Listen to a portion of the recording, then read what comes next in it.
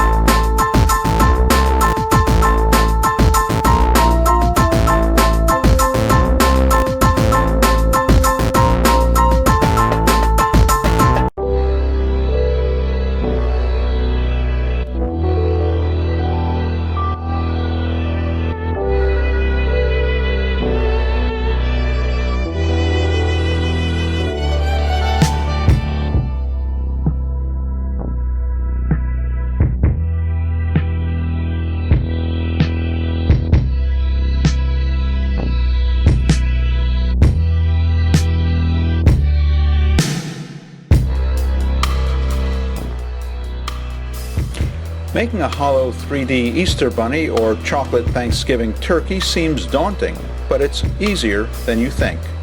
Instead of filling your mold solid with a couple of pounds of chocolate, you can get by with less than half. Here's what you need, besides the chocolate and the mold, of course. A double boiler or microwave to heat your chocolate, a microwave-safe pan, a heat-resistant spatula, tempering thermometer if you're tempering your chocolate, and you can see how to temper chocolate in our video, Chocolate Tempering, Easier Than You Think, a couple of ladles, scissors, and about 2 dozen medium-sized binder clips. Cut out the two sides of your mold, leaving about a ½ inch margin around the mold cavities, and if the mold has alignment dimples and bumps, be sure to cut around them too. Fill one side of the mold with melted chocolate, tap it on a flat surface to ensure that all areas of the mold are covered and that there are no air bubbles. Clip the other side on top of the filled half. Use as many binder clips as you can. The tighter the mold is held together, the less chocolate will leak into the seam and the less cleanup you'll need to do later. Allow it to set for a few minutes so that the chocolate can form a skin on the inside of the bottom cavity. Invert the mold and slash the chocolate around to ensure that the entire cavity is covered. Place it in the freezer for about 5 minutes to allow the chocolate to harden into a skin on the second half of the mold. Turn the mold over again and slosh the chocolate around. Place it in the freezer for another 5 minutes, and then repeat the process 3 or 4 times until the chocolate forms a good, strong coating on both cavities. Examine the outside of the mold to determine if the chocolate has shrunk away from the cavity.